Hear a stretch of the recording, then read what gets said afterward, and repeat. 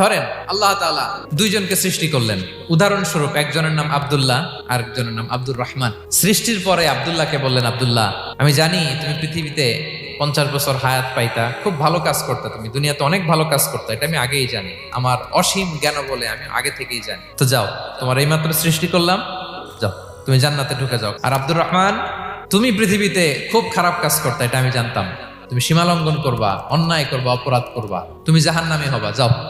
যেহেতু আমি জানি পরীক্ষার আর দরকার নেই, তোমারে জাহান্নাম দিয়ে দিলাম, যাও ঢুকে যাও। সে বলবে, আল্লাহ এই মাত্র আমারে বানাইলেন, সৃষ্টি করেই বলতেছেন তুমি জাহান্নামে যাও, আর বলতেছেন আমি জানি দুনিয়াতে পাঠালে তুমি খারাপ কাজ করবা, তুমি জাহান্নামী হবা, পাঠানোর আর কি দরকার, আগে থেকেই জাহান্নামে যাও। আল্লাহ আপনি জানলে জানতে পারেন, আমি তো জানি না, ঠিক কিনা বলেন?